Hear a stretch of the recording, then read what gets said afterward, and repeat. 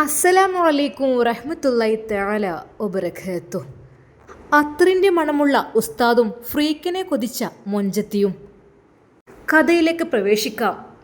നൂറ നൂറ, അതിൻ്റെ റബ്ബേ, ഈ പെണ്ണ് ഒന്ന് എളുപ്പം നീച്ചാജ്.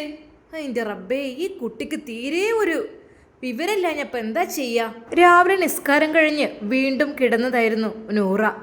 ഉമ്മാൻ്റെ വിളി തുടങ്ങി. എൻ്റെ റബ്ബേ, ഒന്ന് സമാധാനത്തിലൊന്ന് കിടക്കാനും പറ്റൂല. നൂറ, എടി പെണ്ണേ, ഒന്ന് നീച്ച് വിട് വന്നാജ്. കെട്ടിച്ച് കഴിഞ്ഞാലും ഇങ്ങനെ തന്നെ വേണ്ടി വരും കേട്ടോ. നിസ്കാരം കഴിഞ്ഞൊരു കിടക്കൽ ഇതൊന്നും പറ്റൂല. വേറൊരു പെരേക്കണ്ട് കയറി ചെന്നാൽ എനിക്കതിനെ കുറിച്ചൊന്നും അറിയില്ലേ? നൂറ, എടി പെണ്ണെ, ഒന്ന് എണീറ്റാജ്. ഓളെ ഉറക്കം തീരൂല. ഉമ്മ, ഇന്നുമ്മ ഞായറാഴ്ചല്ലേ, ഞാൻ കുറച്ചുകൂടി കിടക്കട്ടെ ഉമ്മ, പ്ലീസ്. ഇജ്ജ് നീച്ചൊന്ന് ഫ്രഷ് ആയിക്കാം. അന്നേ ഒരു കൂട്ടർ കാണാൻ വരുന്നുണ്ട്. എൻ്റെ പൊന്നാരുമ്മ, നിങ്ങൾ എന്തേ പറഞ്ഞേ? എന്നെ കാണാൻ വരേ? വേണ്ട വേണ്ട, ഞാൻ വിചാരിച്ചിട്ട് പോരില്ല ഇപ്പോൾ ഒരു കല്യാണത്തിന്. എനിക്ക് വേണ്ട കേട്ടോ. ഇപ്പോൾ കല്യാണം എന്താണെന്നില്ലേ, ഞാൻ പഠിക്കുകയാണ്.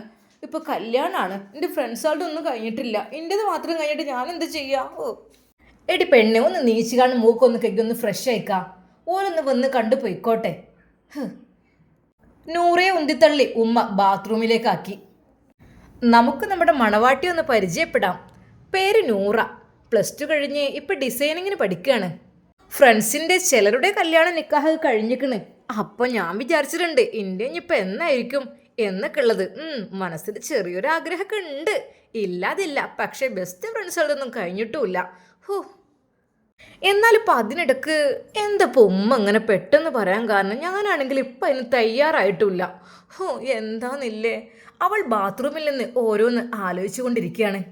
എടി പെണ്ണേ, നൂറ, ഒന്ന് പെട്ടെന്ന് ഇറങ്ങ് പെണ്ണേ. എത്ര നേരാണുള്ള ബാത്റൂമിൽ കഴിച്ചൂട്ടില്ലേ? ഒന്നിട്ട് ഇറങ്ങിക്കാജ്. ഉമ്മാൻ്റെ വെപ്രാളം കണ്ടാൽ വിചാരിക്കും ഉമ്മാൻ്റെ പെണ്ണുകാണലാണെന്ന്. അത്രക്ക് ബേജാറാ ഉമ്മക്ക്. എന്തൊക്കെ തന്നെയാലും നൂറ് വേഗം അണിഞ്ഞൊരുങ്ങി അടുക്കളയിൽ പോയി നിന്നു. കുറച്ച് കഴിഞ്ഞപ്പോഴതാ മുറ്റത്തേക്ക് ഒരു കാറ് വരുന്നു. ഒരു വെള്ള ടവല് കെട്ടിയ ഒരാള് ആദ്യം ഇറങ്ങി ബാപ്പാനോട് സലാം പറഞ്ഞു. അസ്സലാമു അലൈക്കും. വഅലൈക്കും അസ്സലാം. കേറിയിരിക്കി. നൂറ് ഒരു നിമിഷം ഗ്ലാസിന്റെ ജനലിനുള്ളിലൂടെ അത് കണ്ടു. അയാളാണ് ബ്രോക്കർ. അയാൾ ഇതിനെപ്പോൾ പിടിച്ചിട്ട് കല്യാണമൊക്കെ ആയിട്ട് വന്നത്? എൻ്റെ റബ്ബേ. അല്ലെങ്കിലും ബ്രോക്കർമാർക്ക് ഇപ്പം എന്താ, ഓരോ കല്യാണം നടത്തിയ അവർക്ക് അതിന് കമ്മീഷൻ കിട്ടില്ല. അതിന് വേണ്ടിയിട്ട് മൂപ്പർക്ക് എന്തോ ഒരു തിരക്ക്. അതിൻ്റെ ആവശ്യമൊന്നും ഇപ്പം ഇല്ലായിരുന്നു.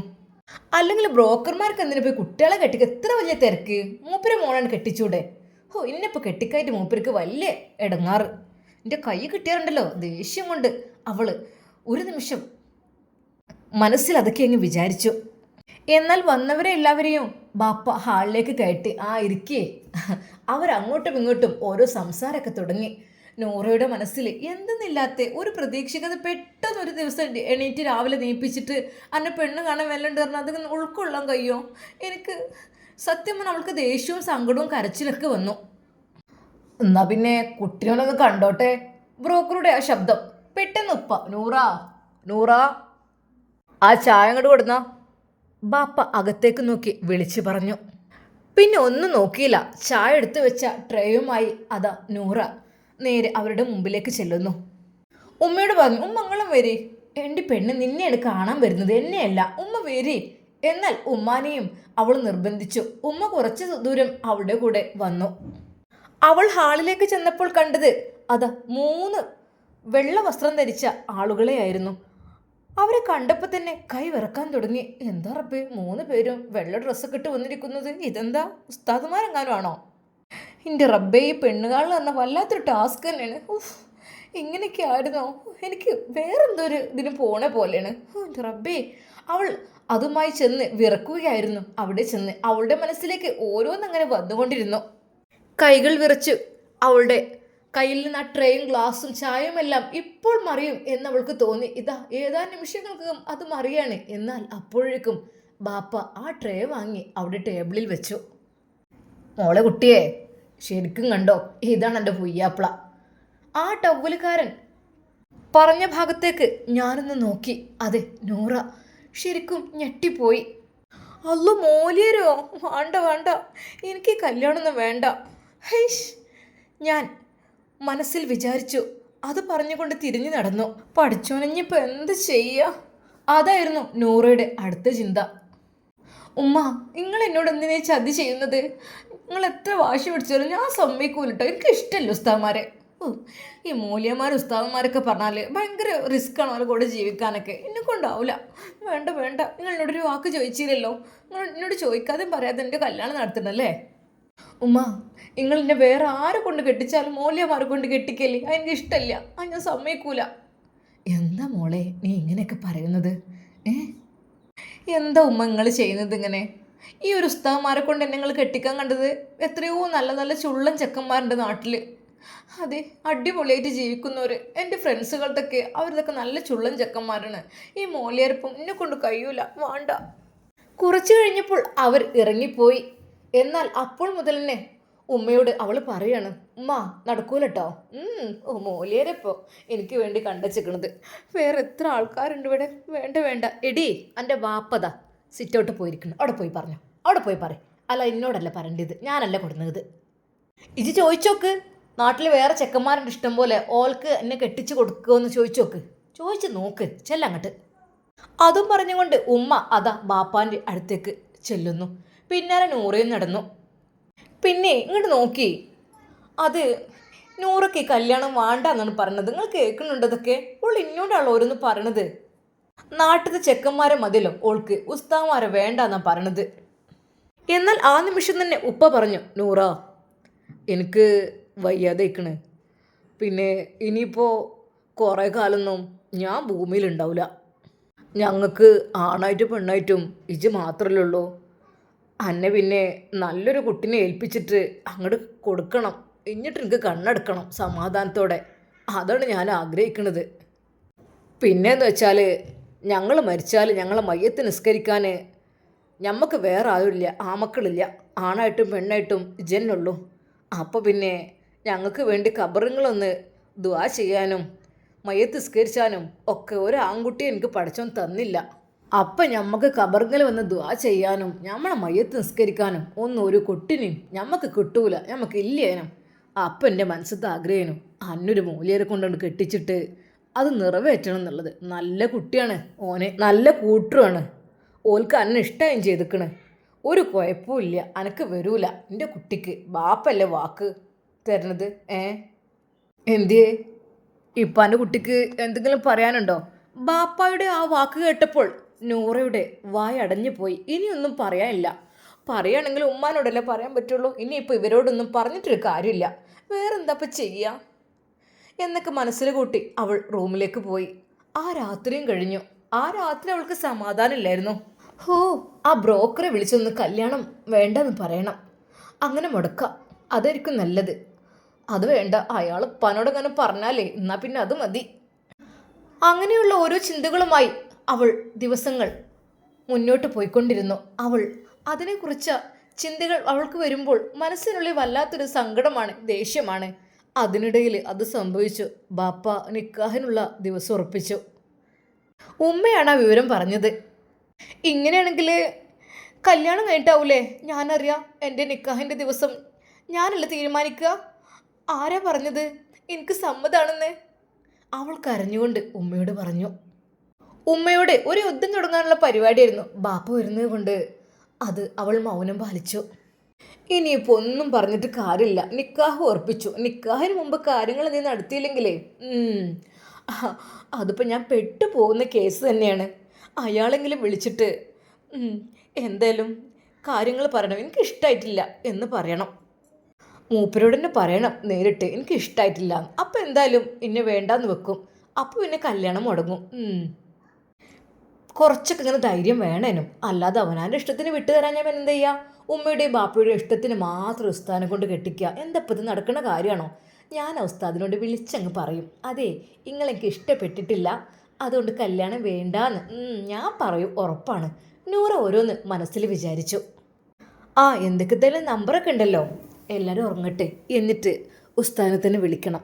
ഉസ്താദിനെ വിളിച്ചിട്ട് പറയും, എനിക്കിഷ്ടമല്ല നിങ്ങൾ, അതുകൊണ്ട് കല്യാണം വേണ്ടാന്ന് ഉറപ്പാണ്. അവൾ എല്ലാവരും ഉറങ്ങുവാൻ വേണ്ടി കാത്തിരുന്നു. അതെ, ഉമ്മയും ഉപ്പയും റൂമിലേക്ക് പോയി. വീടിൻ്റെ ലൈറ്റുകളെല്ലാം ഓഫായി. അതെ, തൻ്റെ മുറിയിൽ ഞാൻ തനിച്ച്. ഞാൻ വിളിക്കും, ഉറപ്പാണ്. ബാപ്പയുടെ ഫോണിൽ നിന്ന് ആ നമ്പർ പതുക്കെ എടുത്ത് അവൾ വിളിച്ചു. എല്ലാവരും ഉറങ്ങിയിട്ടുണ്ട്. ആ സമയത്ത് അതാ ഫോൺ ബെല്ലടിക്കുന്നുണ്ട്, റിങ് ചെയ്യുന്നുണ്ട്. എന്നാൽ റിങ് ചെയ്യുന്ന ആ ശബ്ദം കേട്ടപ്പോൾ അവളുടെ കൈകാലുകൾ തളർന്നു, ഹൃദയമിടിപ്പ് കൂടി. റബ്ബേ അല്ലാ, അവളാകെ വിറക്കാൻ തുടങ്ങി. അത് എത്ര ധൈര്യത്തോടു കൂടിയാണ് ഞാൻ നിങ്ങളെ ഇഷ്ടമല്ല, ഈ വിവാഹം വേണ്ടെന്ന് പറയാൻ വേണ്ടി ഫോണൊക്കെ എടുത്ത്. പക്ഷേ ഫോൺ ബെല്ലടിക്കുന്ന ശബ്ദം കേട്ടപ്പോൾ അവൾ വിറക്കാൻ തുടങ്ങി. ഹൃദയം വല്ലാത്തടിപ്പാണ്, കൂടിക്കൂടി വരുന്നു. പുറത്തേ കേൾക്കുന്നുണ്ട് ശബ്ദം. റബ്ബേ. പക്ഷേ ഒരു പ്രാവശ്യം മുഴുവൻ റിങ് ചെയ്തെങ്കിലും അയാൾ ഫോൺ എടുത്തില്ല. പഠിച്ചോനെ നിങ്ങൾ കാത്തോണേ, ഇതിപ്പോൾ ബെല്ലടിച്ച് തീർന്നു എന്നല്ലാതെ ഒന്നും പറയാനും കഴിഞ്ഞില്ല, കിട്ടിയതുമില്ല. അവൾ ധൈര്യത്തോടെ വീണ്ടും രണ്ടാമത് ബെല്ലടിച്ചു. ഉസ്താദിൻ്റെ ഫോൺ എന്താ, രാത്രിയിൽ ഉസ്താദ്മാർ ഫോൺ എടുക്കൂലേ? പിന്നെ അല്ലെങ്കിലും കുറച്ച് ദീനിച്ചിട്ട് കൂടുതലായിരിക്കും. രാത്രി ഒന്നും ഫോൺ എടുക്കൂലായിരിക്കും. അവർ അതിൽ പെട്ട ടീമായിരിക്കും. എന്നിട്ട് അതിനെ കൊണ്ടാണ് പിന്നെ കെട്ടിക്കണത്. എന്താന്നില്ലേ ഇയാൾക്കിപ്പോൾ എന്തിൻ്റെ പണിയാവോ? ഒന്ന് ഫോൺ എടുത്തൂടെ, എന്നാലേ കല്യാണം മുടക്കാൻ പറ്റുള്ളൂ. എന്നിട്ട് വേണം ഫ്രീക്കൻ ചെക്കന്മാരുടെ കല്യാണം കഴിപ്പിച്ച് അവരുടെ കൂടെ ജീവിക്കാൻ. അതായിരുന്നു എൻ്റെ ആഗ്രഹം. ഇതിപ്പോൾ അവൾക്ക് ദേഷ്യമാണ് വന്നത്. അതെ, പിന്നെ ഉസ്താദേ, ഈ നൂറെ നിങ്ങൾക്ക് അറിയാത്തതുകൊണ്ടാണ് കേട്ടോ. അവൾ മനസ്സിൽ ഓരോന്നങ്ങനെ പറഞ്ഞുകൊണ്ടിരുന്നു. എന്നാൽ അല്പസമയം കഴിഞ്ഞപ്പോൾ അതാ ആ ഫോൺ റിങ് ചെയ്യുന്നു. ഇങ്ങോട്ട്. പഠിച്ചോനെ, ആ നമ്പറിൽ നിന്ന് ഇങ്ങോട്ട് വിളിക്കുന്നു. റബ്ബേ, ധൈര്യം തരണേ. അവൾ ഒരു നിമിഷം ഫോൺ എടുത്ത് അവൾക്ക് ഹലോ എന്ന് പറയാൻ പോലും കഴിഞ്ഞില്ല. ഹലോ. അത് അപ്പുറത്ത് ഒരു ഗാംഭീര്യ ശബ്ദം. സുബ്ഹാനല്ലാ എന്നും പറഞ്ഞുകൊണ്ട് അവൾ കോള് കട്ടാക്കി. എൻ്റെ റബ്ബേ, അതിൻ്റെ ശബ്ദം കേട്ടിട്ട് എന്നെ പേടിയാണ്. എന്നാൽ അവൾ കട്ടാക്കി ആലോചിച്ച് നിൽക്കുമ്പോഴേക്കും വീണ്ടും അതാ ഫോൺ റിങ് ചെയ്യുന്നു. ഹലോ. ഹലോ, ആരാണിത്? അതെ, അറിയാത്ത ആ ശബ്ദം. ആ ഒരു ശബ്ദം കേട്ടപ്പോൾ തന്നെ ശരീരം ആകെപ്പാടെ വിറക്കാണ്. അത് ഞാൻ നൂറയാണ്. നൂറയോ? ഏത് നൂറ? ആരും മനസ്സിലായില്ല. എന്താന്നല്ലേ, ഉസ്താദാണ് പോലും. സ്വന്തം കെട്ടാൻ പോകുന്ന പെണ്ണിൻ്റെ പേര് പോലും ഇതുവരെ അറിഞ്ഞിട്ടില്ല, ചോദിച്ചിട്ടുമില്ല. നൂറെന്ന് പറഞ്ഞാൽ മനസ്സിലായില്ല. അവൾ മനസ്സിൽ വിചാരിച്ചു. അത് ഞാൻ നൂറയാണ്, നിങ്ങൾ നിക്കാഹ് ഉറപ്പിച്ച പെണ്ണ്. അവൾ എങ്ങനെയൊക്കെയോ അതങ്ങ് പറഞ്ഞൊപ്പിച്ചു. നൂറ, ഓക്കെ ഇപ്പം മനസ്സിലായി. അത് പിന്നെ എനിക്കൊന്നും പറയാനില്ല. നിക്കാഹിന് മുമ്പുള്ള ഫോൺ വിളിയൊന്നും ശരിയല്ല കേട്ടോ. നിനക്ക് എന്തൊക്കെ തന്നെ പറയാനുണ്ടെങ്കിലും നിക്കാഹ് കഴിഞ്ഞിട്ട് പറയാം, ഓക്കെ? അതും പറഞ്ഞ് മൂപ്പര് ഫോൺ കട്ടാക്കി. എന്താ ഇപ്പോൾ ഇത് സംഭവിച്ചത്? എനിക്ക് പറയാനുള്ള ഞാൻ പറഞ്ഞില്ലല്ലോ. അപ്പോഴേക്കും ഫോൺ വിളിക്കാൻ പാടില്ലെന്ന് പറഞ്ഞ് കട്ടാക്കി. എന്തൊരു കഷ്ടമാണിത്. നൂറക്ക് ദേഷ്യവും സങ്കടവും ഒരുമിച്ച് വന്നു. നല്ലൊരു ചാൻസ് ആയിരുന്നു, അത് നഷ്ടപ്പെട്ടു. മൂപ്പർക്ക് സംസാരിക്കാൻ താല്പര്യമില്ലത്രേ നിൽക്കാൻ കഴിയാതെ. ഉസ്താദുമാർ എന്താന്നല്ലേ, ഫ്രീക്കൻ ചെക്കന്മാരാണെങ്കിൽ ഇപ്പോൾ എത്ര പെണ്ണ് കാണാൻ വരുന്നതിന് മുമ്പ് തന്നെ വിളി തുടങ്ങും. എന്നാൽ പിന്നെ ഫോൺ കൊടുക്കലും അങ്ങോട്ടും കൊണ്ട് വിളിയും സംസാരവും നിക്കാഹൊക്കെ പിന്നെ ആയിരിക്കും. എവിടെ ടൂറ് പോലെ വരെ നടക്കും. ഇതിപ്പോൾ എന്താ നിക്കാഹ് കഴിയണതിന് മുമ്പ് ഫോൺ വിളിക്കൂല എന്ന് പറഞ്ഞ് കട്ടാക്കി. ഇങ്ങനത്തെ ചെക്കന്മാരൊക്കെ ഉണ്ടാവുമോ? ഉസ്താദുമാരായതാ കുഴപ്പം. ഭയങ്കര സ്ട്രിക്റ്റ് ആയിരിക്കും എല്ലാ കാര്യത്തിലും. അന്ന് നിരാശയോടെ അവൾ ഉറങ്ങാൻ കിടന്നു. എന്നാൽ ഓരോ ദിവസവും ഉമ്മയോടും ഉപ്പയോടും നിക്കാഹിൻ്റെ കാര്യങ്ങൾ പറഞ്ഞുകൊണ്ട് തർക്കമായിരുന്നു. ഉമ്മ, നിങ്ങൾ ശരിയായില്ല കേട്ടോ. എന്നോട് സമ്മതം ചോദിക്കാതെ ഉസ്താദാണെന്ന് പറയാതെ നിങ്ങൾ നിക്കാഹിപ്പിച്ച് ശരിയായില്ല കേട്ടോ. അതിന് കഴിച്ചിട്ടില്ലല്ലോ, കഴിക്കാൻ നിൽക്കണല്ലോ. അല്ല ഉമ്മ, നിങ്ങൾ ഒട്ടും ശരിയായില്ല, ഇങ്ങനെ ചെയ്യാൻ പാടില്ലായിരുന്നു. എത്രയോ നല്ല നല്ല ഫ്രീക്കൻ ചെക്കന്മാരുണ്ട് നമ്മളെ നാട്ടിലേക്ക്. അതൊക്കെ ഒഴിവാക്കി ഉമ്മ എന്താ ഉമ്മ നിങ്ങൾ എൻ്റെ ഒരു ഇഷ്ടം നോക്കാതിരുന്നത്? ഉസ്താദ് എന്ന് പറഞ്ഞ ഉമ്മ ഒരു സ്വാതന്ത്ര്യം ഉണ്ടാവില്ല. എന്താ ഉമ്മ നിങ്ങൾ ഇങ്ങനെ ചെയ്തത്? ഉപ്പ, നിങ്ങൾ ചെയ്തത് ശരിയല്ല കേട്ടോ. മോളെ, നിനക്കെല്ലാം മനസ്സിലാവും കുറച്ച് കഴിയുമ്പോൾ. നിനക്ക് ഇപ്പം അതൊക്കെ തോന്നും. അതൊക്കെ നിങ്ങളെ പ്രായത്തിൻ്റെ പ്രശ്നമാണ്. കുറച്ച് കഴിയുമ്പോൾ തോന്നും എനിക്കൊരു ഉസ്താദിന് തന്നെ മതിയായിരുന്നു എന്നുള്ളത്. കാരണം ഇപ്പോഴത്തെ ചെക്കന്മാരെ കുറിച്ച് മോൾക്കറിയണമല്ലേ മക്കളെ. 4 കാലില ഓരോന്നും വന്ന് കയറുക. പിന്നെ നേരം വൈകി ലേറ്റായി ഒരുപാട് കൂട്ടുകെട്ടും മയക്കുമരുന്നൊക്കെ ഉള്ള കാലാണ് മോളെ. ഉസ്താദ്മാരെന്ന് വെച്ചാൽ നമുക്ക് ആ കാര്യത്തിൽ പേടിക്കണ്ട. ഓല് കുറച്ചൊക്കെ പഠിച്ചവനെ പേടിയുള്ള ആൾക്കാരാണ്. അപ്പോൾ അങ്ങനെയൊന്നും ചെയ്യൂല. ഓൾക്ക് ക്രിസ്ത്യനെ ഇഷ്ടമുണ്ടാവും. എന്തേ, എൻ്റെ കുട്ടിക്ക് ബാപ്പ നല്ലതല്ലാതെ കണ്ടുപിടിക്കൂലല്ലോ. അത് പറഞ്ഞപ്പോൾ അവൾക്ക് ഉത്തരം മുട്ടിപ്പോയി. പിന്നീട് അവൾക്ക് ഒന്നും പറയാനുണ്ടായിരുന്നില്ല. എന്തെങ്കിലുമൊക്കെ ആവട്ടെ, എൻ്റെ ജീവിതം നഷ്ടപ്പെട്ടോ പറഞ്ഞാൽ മതി. ഉസ്താദിൻ്റെ കൂടെയൊക്കെ ജീവിച്ച് കഴിഞ്ഞാൽ എന്താ പുറം ലോകം കാണുമോ? ഒന്നുമില്ല, കൂട്ടിലടച്ച കിളിയെ പോലെ ഇങ്ങനെ നടക്കേണ്ടി വരും. എന്നെ കൊണ്ടുപോയി. വീടും വീട്ടുകാരും കല്യാണത്തിൻ്റെ ഒരുക്കങ്ങൾ ആരംഭിച്ചു. വീട് പണികളും കല്യാണം വിളിക്കലൊക്കെ തകൃതിയായി നടക്കുന്നുണ്ട്. രാത്രി മുഴുവൻ ഇപ്പോൾ നൂറക്ക് ഓരോ ചിന്തകളാണ്. ഒരു ഉസ്താദിൻ്റെ കൂടെയുള്ള ജീവിതം എങ്ങനെയായിരിക്കും? ആലോചിക്കാൻ തന്നെ കഴിയണില്ല. വീട്ടിൽ മാത്രം ഒതുങ്ങിക്കൂടേണ്ടി വരും. എൻ്റെ ഭർത്താവിനെ കുറിച്ച് എനിക്ക് ചില സങ്കല്പങ്ങളൊക്കെ ഉണ്ടായിരുന്നു. എന്നെ ബീച്ചിലും പാർക്കിലൊക്കെ കൊണ്ടുപോകും. രാത്രിയിൽ ബൈക്ക് റൈഡ് ചെയ്യണം. വഴിയോര കച്ചവടങ്ങളിൽ നിന്ന് ഭക്ഷണം വാങ്ങി കഴിക്കണം. ഇനിയിപ്പോൾ ഇതെങ്ങനെ നടക്കാനാ? കുന്തം നടക്കൂ? ഒന്നും നടക്കൂല. അതൊക്കെ എൻ്റെ ആഗ്രഹങ്ങളും സ്വപ്നങ്ങളായിരുന്നു. നല്ല രസമായിരുന്നു രാത്രിയൊക്കെ ബൈക്കിലൊക്കെ യാത്ര ചെയ്യാന്നൊക്കെ പറയുമ്പോൾ, അതും ബുള്ളറ്റിലൊക്കെ ഇരുന്ന് ഫ്രീക്കൻ ചെക്കന്മാരുടെ കൂടെ അടിപൊളിയായിരിക്കും. ഇനിയിപ്പോൾ അതൊന്നും കിട്ടൂല. അവൾ സങ്കടപ്പെട്ടു. അതിനെക്കുറിച്ച് ആലോചിക്കുമ്പോൾ നൂറക്ക് സങ്കടവും വെറുപ്പും ദേഷ്യമൊക്കെ കൂടിക്കൂടി വരികയാണ്. എൻ്റെ എത്ര കൂട്ടുകാരികളുടെതൊക്കെ കല്യാണം കഴിഞ്ഞു. അവരൊക്കെ നല്ല ഫ്രീക്കൻ ചെക്കന്മാരുടെ കൂടെ നല്ല മൊഞ്ചത്തായിട്ട് അടിപൊളിയായിട്ട് കഴിഞ്ഞു പോകുന്നുണ്ട്.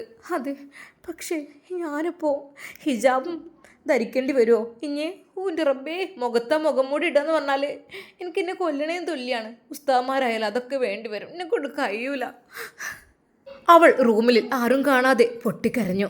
അങ്ങനെ കല്യാണത്തിൻ്റെ തലേ ദിവസമായി ബന്ധുക്കളൊക്കെ വന്നു തുടങ്ങി. നൂറയുടെ 2 ബെസ്റ്റ് ഫ്രണ്ട്സും അങ്ങോട്ട് വന്നിരുന്നു. അവർ നൂറക്ക് മൈലാഞ്ചിട്ട് കൊടുക്കലും ഒരുക്കലുമൊക്കെ തുടങ്ങി. അതെ, അവർ 2 പേരും അവളെ കളിയാക്കിക്കൊണ്ടിരുന്നു. അതെ, ഫ്രീക്കൻ ഉസ്താദിൻ്റെ ഹോറിപ്പെണ്ണാണോ എന്നൊക്കെ ചോദിച്ച്. നീ ഒന്ന് പോടി, ഞാൻ ആലോചിച്ചിട്ട് പോലില്ല അതിനെക്കുറിച്ചൊന്നും. രാത്രി ആയപ്പോഴേ നൂറയും കൂട്ടുകാരികളും നൂറയുടെ റൂമിൽ കിടന്നു. കൂട്ടുകാരികൾ ചോദിച്ചു, എന്താണ് നിനക്കൊരു ഉഷാറില്ലാത്തത്?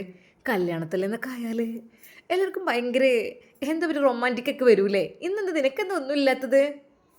പിന്നെ നാളെ മുതൽ ഈ എൻ്റെ പുയ്യാപ്പിളിൻ്റെ വീട്ടിലല്ലേ? അപ്പോൾ പിന്നെ അതൊക്കെ മറക്കുമോ ഞങ്ങളൊക്കെ? പഴയ ഫ്രണ്ട്സുകളൊന്നും മറക്കല്ലേ കേട്ടോ പുതുമാരനെ കിട്ടുമ്പോഴേ. കൂട്ടുകാരി സന ചോദിച്ചപ്പോൾ ആ ഒരു ചോദ്യം കേട്ടപ്പോൾ നൂറക്ക് വല്ലാത്ത സങ്കടമായി. സനയോട് നടന്ന കാര്യങ്ങളൊക്കെ പറഞ്ഞു.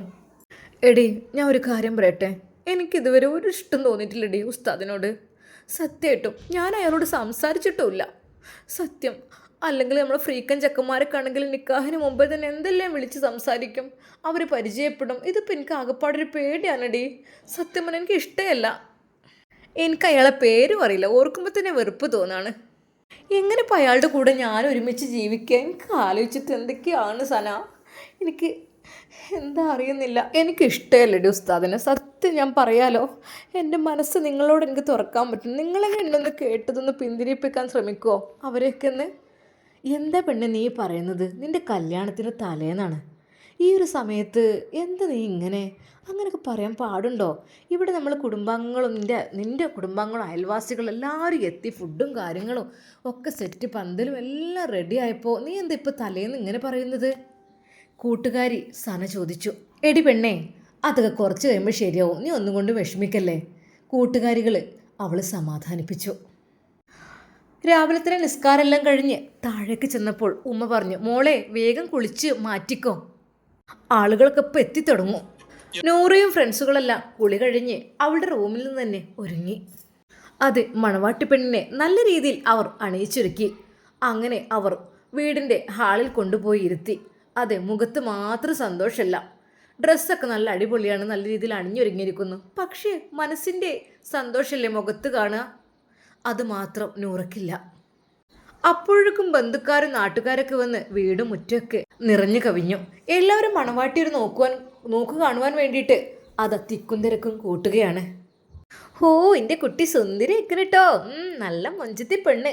ഓരോരുത്തരും അഭിപ്രായങ്ങൾ പറയാൻ തുടങ്ങി. അവർക്കൊക്കെ ഒരു ചെറുപുഞ്ചിരി നൂറ നൽകി. മോളെ, അനക്ക് സമ്മതല്ലേ ബാപ്പ നിക്കാന് പോട്ടെ? പിതാവിൻ്റെ ആ ഒരു ശബ്ദം കേട്ടപ്പോൾ നിറമിഴികളോടെ അവൾ പിതാവിൻ്റെ മുഖത്തേക്ക് നോക്കി. വളരെയധികം ദയനീയമായി. എന്താ മോളെ, എൻ്റെ കുട്ടി ഒരു ഉത്തരം പറയേ. ബാപ്പ, അവൾ വിതുമ്പുണ്ട് ചുണ്ടുകളോടെ നിറയുന്ന മിഴികളോടെ പിതാവിൻ്റെ മുഖത്തേക്ക് നോക്കി. ബാപ്പ, നിങ്ങൾ പോയി വരി, നൂറ മനമില്ലാ മനസ്സോടെ പറഞ്ഞു. സന്തോഷം കൊണ്ടാണെന്ന് തോന്നുന്നു ബാപ്പയുടെ കണ്ണുകൾ നിറഞ്ഞ് ബാപ്പ നൂറയെ കെട്ടിപ്പിടിച്ചു ഒരു ചുംബനം നൽകി. എന്നാൽ പിതാവ് എന്നെ നെഞ്ചോട് ചേർത്തപ്പോൾ, ആ ഒരു സന്തോഷം കണ്ടപ്പോൾ അതാ നൂറയുടെ ഹൃദയത്തിന് ഒരു തണുപ്പ് അനുഭവപ്പെട്ടു. ബാപ്പ എല്ലാവരോടും സലാം പറഞ്ഞിറങ്ങി. അതെ, ബാപ്പയുടെ സന്തോഷം അതാണെങ്കിൽ ഒരിക്കലും ഞാൻ എതിര് പറയില്ല. അവളുടെ മനസ്സിൽ അതായിരുന്നു തീരുമാനിച്ചിരുന്നത്. അവൾ ഒരിക്കൽ പോലും ബാപ്പയെ കണ്ണീരിലാഴ്ത്തില്ല എന്നും അവൾ വിചാരിച്ചിരുന്നു. എല്ലാവരും ഭക്ഷണമെല്ലാം കഴിച്ചു. അതേ, നിക്കാഹ് കഴിഞ്ഞിക്കണ്, അവർക്കുണ്ട് എത്താനിക്കണ്, ആരോ ഹാളിൽ നിന്ന് ഉറക്കെ വിളിച്ചു പറയുന്നത് കേട്ടു. അത് കേട്ടതും നൂറയുടെ ഹൃദയം പടപടാ മിടിക്കാൻ തുടങ്ങി. എൻ്റെ റബ്ബേ, ഞാനിപ്പോൾ മുതലേ അയാളുടെ ഭാര്യയല്ലേ, ഞാൻ മനസ്സുകൊണ്ടും ശരീരം കൊണ്ടും അതിന് തയ്യാറായിക്കണോ? എന്താ ചെയ്യാ? എവിടേക്കെങ്കിലും ഒന്ന് ഓടിപ്പോയാലോ എന്ന് വരെ അവളുടെ മനസ്സിൽ തോന്നിപ്പോയി. നിറഞ്ഞ കണ്ണുകളുമായി ഞാൻ സനയുടെ മുഖത്തേക്ക് നോക്കി. അവൾ എൻ്റെ കൈകൾ ഒന്നുകൂടി മുറുകെ പിടിച്ചു. അതാ നിക്കാഹ് കഴിഞ്ഞ് ആരൊക്കെ വരുന്നുണ്ട്. ഓരോരുത്തരായി മുറിയിലേക്ക് കയറി വന്നു തുടങ്ങി. ഉമ്മയും ഉമ്മാൻ്റെ ബന്ധുക്കളും ഉപ്പാൻ്റെ ബന്ധുക്കളും ഒക്കെ റൂമിലങ്ങനെ ഹാജരായി തുടങ്ങി. കൂടെ വേറെയും ഒരുപാട് സ്ത്രീകൾ, അവരുടെ വീട്ടുകാരൊക്കെ ആയിരിക്കും. അതെ, നൂറയെ അവർ പുതുവസ്ത്രം അണിയിക്കാൻ കൊണ്ടുപോയി. ആ വസ്ത്രം കണ്ടപ്പോൾ ശരിക്കൊന്ന് ഞെട്ടി. അത് അതിമനോഹരമായ ഒരു ചുരിദാറാണെന്ന് തോന്നുന്നു. അത് വളരെയധികം ഭംഗിയുണ്ട്. അവൾ ഡ്രസ്സ് മാറ്റുവാൻ വേണ്ടി മടിച്ചു നിന്നപ്പോൾ അവിടെ തൊട്ടടുത്തുള്ള ബാത്റൂമിലേക്ക് കൊടുത്തു അവളുടെ ഡ്രസ്സും കാര്യങ്ങളൊക്കെ. അങ്ങനെ അവൾ ചുരിദാറണിഞ്ഞ് തിരിച്ചു വന്നപ്പോൾ ശരിക്കും നല്ലൊരു മൊഞ്ചത്തി കുട്ടിയെ പോലെയായിരുന്നു അവളെ. എന്നാൽ തൊട്ടപ്പുറത്ത് ആ ഒരു പെട്ടിയിൽ കണ്ട ആ കറുത്ത വസ്ത്രം കണ്ടപ്പോൾ അവളൊന്ന് ഞെട്ടിപ്പോയി. റബ്ബേ, പർദ്ദയോ? അതെ മോളെ, ഇതണിയാനട്ടോ. അതെ, അവൻ്റെ നിർബന്ധമാണ്, ഞങ്ങൾക്കൊന്നും വലിയ താല്പര്യമില്ല. അവനാണ് പറഞ്ഞത് പർദ്ദയോ നിക്കാബും അണിയാതെ പോകാൻ പാടില്ല, എൻ്റെ പെണ്ണിനെ കൊണ്ടുവരരുതെന്ന്. എന്നാൽ അവൾ ഒരു പാവക്കുട്ടിയെ പോലെ അതനുസരിക്കുകയായിരുന്നു. പർദ്ദ അണിഞ്ഞു, നിക്കാബും കെട്ടിക്കൊടുത്തു, അതും ജീവിതത്തിൽ ആദ്യമായി. കുറച്ചു കഴിഞ്ഞപ്പോൾ ഞങ്ങൾ പുറത്തിറങ്ങി. പിന്നെ ബാപ്പ അദ്ദേഹത്തെയും കൂട്ടി എൻ്റെ അടുത്തേക്ക് വന്നു. വലിയൊരു ജുബ്ബയും മുകളിലൊരു കോട്ടും ഒരു തലക്കെട്ടുമായിരുന്നു അദ്ദേഹത്തിൻ്റെ വേഷം. അദ്ദേഹം വന്നത് മുതൽ അത് റൂം മുഴുവന് അത്തറിൻ്റെ മണം പടർന്നു. ആ സുഗന്ധം, ഓ വല്ലാത്തൊരു സ്മെല്ല്. അറിയുന്നില്ല, ഇത്രയധികം സ്മെല്ലുള്ള ഒരു അത്തറ് ഞാൻ ആസ്വദിച്ചിട്ടില്ല. ആ സുഗന്ധം അതാ നൂറ നല്ല രീതിയിൽ ശ്വസിച്ചു. എന്തൊരു പ്രത്യേക ഫീലായിരുന്നു ആ ഒരു സുഗന്ധത്തിന്. അദ്ദേഹം അടുത്തെത്തി സലാം പറഞ്ഞു, കൈനീട്ടി. ഞാനും എൻ്റെ വിറക്കുന്ന കൈകൾ മൂപ്പരുടെ കൈകളോടങ്ങ് ചേർത്തു. അദ്ദേഹം എൻ്റെ കൈകളിലൊന്ന് മുറുകെ പിടിച്ചു. എന്നിട്ട് എന്തൊക്കെയോ ഓതുന്നുണ്ട്. അത് കഴിഞ്ഞതും അവരുടെ ഉമ്മ അവർക്ക് മഹർ നീട്ടി. അത് വാങ്ങി അദ്ദേഹം എൻ്റെ കഴുത്തിലണിയിച്ചു. ഞാൻ തല താഴ്ത്തി നിന്നു. മനസ്സിൻ്റെ സങ്കടം കണ്ണുനീരായി ഭൂമിയിൽ പതിച്ചുകൊണ്ടിരിക്കുകയായിരുന്നു. ഭക്ഷണം കഴിക്കലും ഫോട്ടോ എടുക്കലും എല്ലാം കഴിഞ്ഞു. മോളെ, ഇനി നമുക്ക് ഇറങ്ങാലേ? അദ്ദേഹത്തിൻ്റെ ഉമ്മ എൻ്റെ അടുക്കൽ വന്നിട്ട് പറഞ്ഞു. അത് കേട്ടപ്പോൾ വല്ലാത്ത വിഷമായി. ഞാൻ എൻ്റെ ഉമ്മയുടെ അടുക്കൽ ചെന്നു. ഉമ്മയെ കെട്ടിപ്പിടിച്ച് കരഞ്ഞു. ഉമ്മ, ഞാൻ. മോളെ പോയിക്കോളി, നല്ല സ്വാലിഹായ ഭർത്താവിന് എൻ്റെ കുട്ടിക്ക് കിട്ടിയിരിക്കണല്ലോ, നമ്മളെ ഭാഗ്യമല്ല മോളെ, നമ്മളൊന്നും തട്ടി തെറിപ്പിക്കരുത് മോളെ, എൻ്റെ കുട്ടിയുടെ ഭാഗ്യമാണ് ഉസ്താദ്.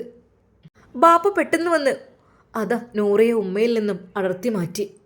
മോളെ, ബാപ്പാൻ്റെ കുട്ടി നല്ല കുട്ടിയായിട്ട് നിൽക്കണം കേട്ടോ. ബാപ്പാൻ്റെ മനസ്സത്തെ ആഗ്രഹം എൻ്റെ മോളെ ഒരു സ്വാലിഹായ ഭർത്താവിനെ കൊണ്ട് കെട്ടിക്കണമെന്നായിരുന്നു. ബാപ്പാൻ്റെ ആഗ്രഹം പോലെ തന്നെ നടന്നു. ഇടർന്ന സ്വരത്തോടെ ബാപ്പ പറഞ്ഞു. ഞാൻ ബാപ്പാൻ്റെ മുഖത്തേക്കൊന്ന് നോക്കി. ബാപ്പാൻ്റെ കണ്ണും നിറഞ്ഞിട്ടുണ്ട്. നൂറ അത് നോക്കി നിന്നു. പ്രിയപ്പെട്ട പിതാവിൻ്റെ മുഖത്തെ ആ കണ്ണീർ തുള്ളികൾ അവൾക്കൊന്ന് തോർത്തണം എന്ന് തോന്നി. എൻ്റെ നെറ്റിയിൽ ഉപ്പ ഒരു ഉമ്മ തന്നു. എന്നിട്ട് അദ്ദേഹത്തിൻ്റെ കൈകളിൽ എന്നെ ഏൽപ്പിച്ചു. മോനെ, എൻ്റെ ഹൃദയമാണ് കേട്ടോ എൻ്റെ പൊന്നു മോൻ്റെ കയ്യിൽ ഞാൻ വെച്ച് തരുന്നത് മോനെ. അതും പറഞ്ഞ് ആ പിതാവ് കരഞ്ഞു. അത് കണ്ടപ്പോൾ ഒരു നിമിഷം നൂറയുടെ ഹൃദയം പൊട്ടിപ്പോയി. അതെ, ആ ഉസ്താദിനും അത് വല്ലാത്തൊരു സന്തോഷമായി. എല്ലാവരോടും സലാം പറഞ്ഞ് ഞങ്ങൾ ഇറങ്ങി. നിയന്ത്രിക്കാനാവാതെ ഞാൻ പൊട്ടിക്കരയുന്നുണ്ടായിരുന്നു. ചങ്ക് പൊട്ടുന്ന വിധം വേദനിക്കുന്നുണ്ടായിരുന്നു. മൂപ്പരൻ്റെ കൈകളെ മുറുകെ പിടിച്ചിരുന്നു. സുരക്ഷിതമായ കൈകളിൽ തന്നെയാണെന്ന് എനിക്ക് തോന്നിപ്പോയി. അദ്ദേഹം എൻ്റെ കൈകളിൽ പിടിച്ചു കാറിലിരുത്തി. ഞാനും അദ്ദേഹവും പിൻസീറ്റിൽ ഇരുന്നു. മുന്നിൽ ഒരു ഡ്രൈവറും വേറെ ഒരാളുണ്ട്. രണ്ടാളും തലപ്പാവും ജുബ്ബയും ധരിച്ചവരാണ്. ഞാൻ വണ്ടിയിലിരുന്ന് ഒന്നുകൂടെ വീട്ടിലേക്ക് തിരിഞ്ഞു നോക്കി. ബാപ്പ എൻ്റെ ഉമ്മാനെ ചേർത്തി പിടിച്ചിട്ടുണ്ട്. രണ്ടുപേരും കരയുന്നുണ്ട്. കാരണം ഒരൊറ്റ മോളല്ലേ, വേറെ ഇല്ലല്ലോ. നോറ പതുക്കെ കണ്ണുകളടച്ചു. ആ കാഴ്ച കാണാനാവാതെ വണ്ടി പതുക്കെ നീങ്ങി തുടങ്ങി. അല്പം അധിക ദൂരം പോകാനുണ്ടായിരുന്നു. കുറച്ചു കഴിഞ്ഞപ്പോൾ വണ്ടി ഒരു വീടിൻ്റെ മുമ്പിൽ വന്നു നിന്നു. അദ്ദേഹത്തിൻ്റെ ഉമ്മ വന്നു എന്നെ വീട്ടിലേക്ക് കൂട്ടിക്കൊണ്ടുപോയി. വലിയ ആളും ബഹളം ഒന്നും ഇല്ലായിരുന്നു അവിടെ. മുകളിൽ ഒരു മുറിയിൽ എന്നെ കൊണ്ടുപോയിരുത്തി. നല്ല ഭംഗിയുള്ള റൂം. അദ്ദേഹത്തിലുണ്ടായിരുന്ന അത്തറിൻ്റെ ഗന്ധം ആ മുറിയിൽ നിറഞ്ഞു നിൽക്കുന്നുണ്ട്. അത്യാവശ്യം വലിയൊരു ബെഡുമുണ്ട്. അതിലാണ് നോറ ഇരിക്കുന്നത്. അവൾ ചുറ്റുമൊന്ന് കണ്ണോടിച്ചു. ഒരു മൂലയിൽ ഒരു മേശയും അതിൽ തിളങ്ങുന്ന ഒരു തസ്ബീഹ് മാലയും 3-4 അത്തർ കുപ്പികളുമുണ്ട്. പെട്ടെന്ന് ഉമ്മ അങ്ങോട്ട് വന്നു. മോളെ മോളെ എന്തെങ്ങനെ കരഞ്ഞുകൊണ്ടിരിക്കുകയാണോ? ഇപ്പോഴും മോള് മുഖമൊക്കെ ഒന്ന് കഴുകിയിട്ട് നല്ല സുന്ദരി കുട്ടിയായി വന്നാണ്. ഡ്രസ്സൊക്കെ ഒന്ന് അഴിച്ചിട്ടാളേ. വേറെ ഡ്രസ്സുണ്ട്. ഞാനേ നിധുവിന് ഇങ്ങോട്ട് വിടാം കേട്ടോ. കരയണ്ട മോളെ. മോൾക്ക് എന്താ, ഞാൻ ഉമ്മയായിട്ട് വിടില്ലേ? പിന്നെന്താ, മോളൊന്നും കൊണ്ട് പേടിക്കണ്ട കേട്ടോ. ഉമ്മയുടെ സ്നേഹത്തോടെയുള്ള ആ ഒരു വാക്കുകൾ കേട്ടപ്പോൾ അവൾക്ക് അല്പം ആശ്വാസം തോന്നി. നിധു പെങ്ങളാണ് അദ്ദേഹത്തിൻ്റെ. കുറച്ചു കഴിഞ്ഞപ്പോൾ അതാ നിധു അങ്ങോട്ട് കയറി വന്നു. ആഹാ, എന്താ നാത്തു ഇത്, ഇപ്പോഴും കരയേ? അയ്യേ, അതിൻ്റെ സമയമൊക്കെ കഴിഞ്ഞിട്ടോ, ഇനി കരയൊന്നും വേണ്ട. ഏത് ഡ്രസ്സാട്ടുന്നത്? അതെ, ഇതൊക്കെ ഞാൻ അലമാരയിൽ ഇങ്ങനെ വെച്ചതാണ്. ഇഷ്ടമുള്ള നിനക്ക് എന്നോട് ചോദിച്ചിട്ട് എടുക്കാൻ വിചാരിച്ചിട്ട്. ഏത് വേണ്ടത്? ഏതായാലും കുഴപ്പമില്ല. പിന്നെ ഇനി കരയരുതിട്ടോ. ഇനി ഞാനും എൻ്റെ നാത്തൂനും തിക്ക് ഫ്രണ്ട്സ് അല്ലേ. എന്താ ഇങ്ങനെയൊക്കെ? അവൾ നൂറയുടെ തോളിലൂടെ കൈയിട്ട് പറഞ്ഞു. അവൾ ചെറുപുഞ്ചിരിയോടെ അവളെ നോക്കി. ആ പിന്നെ നാത്തു, ഇങ്ങോട്ടൊക്കെ ഇതിലേത് ഡ്രസ്സാണ് വേണ്ടത്? ഏതായാലും വേണ്ടില്ല. ആ എന്നാൽ പിന്നെ ഇതൊക്കെ ഒന്ന് മാറ്റിയിട്ട് അതൊക്കെ ഒന്ന് മാറ്റിയിട്ടോ. കാണാനുള്ള കൊതി കൊണ്ടാണേ, നാത്തു ചിരിച്ചുകൊണ്ട് പറഞ്ഞു. എന്നാൽ പർദ്ദയും എല്ലാം അഴിച്ചു മാറ്റാൻ നാത്തൂനും സഹായിച്ചു. ഡ്രസ്സൊക്കെ മാറ്റി താഴേക്ക് വന്നു. എല്ലാവരും അവൾ നോക്കിക്കൊണ്ടിരിക്കുകയാണ്. നോറ പേര് പോലെ തന്നെ അല്ലേ, സുന്ദരിയാണ്. അതിനിടയിൽ നാത്തൂന് വന്ന് അവളുടെ കസിൻസിനെയും കുടുംബങ്ങളെയൊക്കെ പരിചയപ്പെടുത്തി കൊടുക്കുന്നുണ്ട്. എന്നാൽ ഫസ്റ്റ് ടൈം ആയതുകൊണ്ട് ഒന്നും അവിടെ മനസ്സിലേക്ക് കയറുന്നില്ല. അത് ആരെയാണ് പരിചയപ്പെടുത്തിയെന്നോ എന്താണെന്നോ ഒന്നും അറിയുന്നില്ല. എല്ലാവരും കൂടി ഒക്കെ അറിയാത്തവരല്ലേ, അറിയുന്നവരായിട്ട് ആരുമില്ലല്ലോ. ഉമ്മയാണെങ്കിൽ ബന്ധുക്കാരെയൊക്കെ യാത്രയാക്കുന്ന തിരക്കിലാണ്. എന്നാൽ മണിയറയിലേക്ക് കൊണ്ടുവന്നെന്നല്ലാതെ പിന്നീട് ഉസ്താദിനെ കണ്ടിട്ടേ ഇല്ല. എന്നെ പേടിച്ച് നാട് വിട്ടാവോ, നോറ മനസ്സിൽ വിചാരിച്ചു. ആ മതി, ഇനി ഫ്രഷായിട്ട് വരി, ഭക്ഷണം കഴിക്കാൻ ഉമ്മ വിളിക്കുന്നുണ്ട്. നീതു അങ്ങനെ പറഞ്ഞപ്പോൾ അവൾക്ക് തനിക്ക് ആരൊക്കെ ഉള്ളതുപോലെ തോന്നി. രാത്രിയായി. അവൾ ഫ്രഷായി ഇറങ്ങിയപ്പോൾ അത് റൂമിലെ മേശയുടെ പുറത്ത് ഒരു ഗിഫ്റ്റ് കണ്ടു. അതെ, ഒരു ഗിഫ്റ്റിൻ്റെ പൊതി. എന്തായിരിക്കും അതിനുള്ളിൽ? അവളുടെ മനസ്സിൽ പല ചിന്തകൾ. അല്ല, ഉസ്താദുമാർക്കും ഗിഫ്റ്റ് കിട്ടുമോ? ആർക്കാപ്പോ? ആരപ്പോൾ അങ്ങനെയൊക്കെ ചെയ്യാം? ആരപ്പോൾ മൂപ്പർക്ക് ഗിഫ്റ്റ് കൊടുക്കാൻ? അവളുടെ മനസ്സിൽ പല പല ചിന്തകൾ. എന്നാൽ ഗിഫ്റ്റൊക്കെ പറയുമ്പോഴേ എനിക്കൊരു ആകാംക്ഷയാണ്. ഒന്നും നോക്കിയില്ല. അത് അവളതങ്ങ് പൊട്ടിച്ചു. അത്യാവശ്യം കുഴപ്പമില്ലാത്ത വലിയൊരു ഫ്രെയിം. അതിലെഴുതിയിരിക്കുന്നു മുഹമ്മദ് ഷബൂബ് വേർഡ്സ് നൂറ ഫാത്തിമ. അതിലെ പേരുകൾ അവൾ മനസ്സിൽ വായിച്ചു. പെട്ടെന്നൊരു ശബ്ദം. ആഹാ, നീ അത് പൊട്ടിച്ചോ? ആ ശബ്ദം കേട്ടതും നോറ ഞെട്ടി തിരിഞ്ഞു നോക്കി. അദ്ദേഹം ചിരിച്ചുകൊണ്ട് റൂമിലേക്ക് കയറി വന്നു. വാതിൽ പകുതി ചാരി വെച്ചു. എങ്ങനെയുണ്ട് ഗിഫ്റ്റ്? അത് എൻ്റെ ഫ്രണ്ട്സ് തന്ന ഗിഫ്റ്റാ. എന്നാൽ അവൾ താഴേക്ക് തന്നെ നോക്കി നിന്നു. എന്നാൽ പെട്ടെന്ന് തന്നെ നിധു റൂമിലേക്ക് വീണ്ടും കയറി വന്നു. ആ പിന്നെ അല്ലോ, സോറി ബ്രദറേ, ഇവിടെ ഉള്ളത് ഞാൻ അറിഞ്ഞില്ല. അത് പിന്നെണ്ടല്ലോ, ഇങ്ങനെ ഇനിയൊന്നും മുറി തുറന്നിടാൻ പാടില്ല കേട്ടോ. ഞാനും ഉമ്മയൊക്കെ ഇടയ്ക്കിടയ്ക്ക് ഇങ്ങനെ കയറി വന്നാലേ നിങ്ങൾക്കതൊരു ശല്യമായി തീരും. ഞങ്ങളൊക്കെ ഇവിടെ ഉണ്ട്. പിന്നെ അതുകൊണ്ട് നല്ലോണം ഭദ്രമായി അടക്കണം കേട്ടോ, നിങ്ങൾ രണ്ടുപേരുള്ളപ്പോൾ. നാത്തൂൻ കളിയാക്കിക്കൊണ്ട് അത് പറഞ്ഞു. എന്നാൽ അവൻ ഒരു ചെറു ചിരിയോടെ, നീ ഒന്ന് പോടി പെണ്ണ്, എന്ന് പറഞ്ഞ് കളിയാക്കി. അത്ര നിർബന്ധമാണെങ്കിൽ ഞാൻ അടിച്ചോളാട്ടോ എന്നും പറഞ്ഞുകൊണ്ട് അവളെ പുറത്താക്കി അവൻ വാതിലടക്കാൻ നിന്നു. അതെ, പിന്നെ ഇപ്പം ആയിട്ടില്ല. ഇപ്പോഴേ ഞാനും നൂറത്തെയും കൂടി പോയിട്ട് ഭക്ഷണം കഴിക്കട്ടെ കേട്ടോ, അത് കഴിഞ്ഞിട്ട് അടച്ചോളിട്ടോ. ഉമ്മ വിളിക്കാൻ പറഞ്ഞതാണ്. അല്ലെങ്കിലുണ്ടല്ലോ ഉമ്മ എനിക്ക് തിന്നാൻ തരില്ല കേട്ടോ. പിന്നെ വല്ലാതെ വിശക്കുന്നുണ്ട്. എവിടെ നൂറത്താ? വരി നമുക്ക് താഴോട്ട് പോകാം. നൂറക്കെന്തോ ഒരു നാണവും ചിരിയും ഒക്കെ വന്നു. നാത്തൂനും ഒപ്പം ഇരുന്ന് ഭക്ഷണം കഴിക്കുകയാണ്. എന്നാൽ ഉസ്താദ് പെട്ടെന്ന് അങ്ങോട്ട് വന്നപ്പോൾ അവളുടെ മനസ്സിലൂടെ എന്തൊക്കെയോ ആയിപ്പോയി. അത് അവർ തമ്മിൽ അങ്ങോട്ടും ഇങ്ങോട്ടും നല്ലോണം പറയുന്നുണ്ട്, ചിരിക്കുന്നുണ്ട്. എനിക്ക് തോന്നി ഉസ്താദ് അത്ര സ്ട്രിക്റ്റ് ഒന്നും അല്ല. രണ്ടുപേരും നല്ലോണം അങ്ങോട്ടും ഇങ്ങോട്ടും തമാശ പറയുന്നുണ്ട്. ഭക്ഷണം കഴിച്ചു കഴിഞ്ഞ് എല്ലാവരും എഴുന്നേറ്റു. എന്നാൽ ഞാൻ പെട്ടെന്ന് മേശ വൃത്തിയാക്കാൻ നിന്നപ്പോൾ ഉമ്മ പറഞ്ഞു, മോളെ ഉമ്മാൻ്റെ കുട്ടി പോയി കിടന്നോളി, ഇന്ന് നല്ല ക്ഷീണം ഉണ്ടാവും. ഇതാ. ഉമ്മ ഒരു ഗ്ലാസ് പാല് അവളുടെ കയ്യിൽ കൊടുത്തു. അല്ലാ, അറിയാതെ നൂറ മനസ്സിൽ പറഞ്ഞുപോയി, എങ്ങനെ റബ്ബേ ഞാൻ അദ്ദേഹത്തിൻ്റെ മുന്നിലേക്ക് ചെല്ലുക? എന്താ ഞാൻ ചെയ്യുക? എനിക്കറിയുന്നില്ല. എന്തൊക്കെയോ ചിന്തകളായിരുന്നു മനസ്സിൽ. എന്താ ഞാൻ ചെയ്യുക? അതെ, എന്തൊക്കെയോ ചിന്തകൾ നൂറയുടെ മനസ്സിലേക്ക് കടന്നു വന്നു. വീടും ഉമ്മയും ഉപ്പയും. പാവം ഉമ്മയും ഉപ്പയൊക്കെ അവിടെ ഒറ്റക്കായിരിക്കും. ഇപ്പം ഞാനും ഇല്ലാത്തത് കൊണ്ട് അവർ സങ്കടപ്പെടുന്നുണ്ടാകും.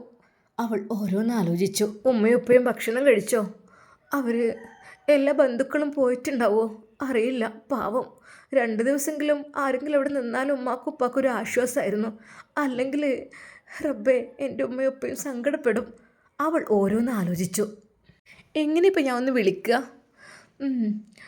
അദ്ദേഹം റൂമിലുണ്ടാവോ? അദ്ദേഹത്തിൻ്റെ ഫോണെടുത്ത് ഒന്ന് വിളിച്ചു നോക്കിയാലോ ഉമ്മാനെ ഉപ്പാനൊക്കെ ഒന്ന്. ഓരോന്ന് ആലോചിച്ച് അവൾ അതാ ആ റൂമിൻ്റെ വാതിലിനടുത്തേക്ക് ചെന്നപ്പോൾ സദഖല്ലാഹുൽ-അലിയ്യുൽ-അളീം. ആഹാ, എൻ്റെ പെണ്ണ് വന്നോ?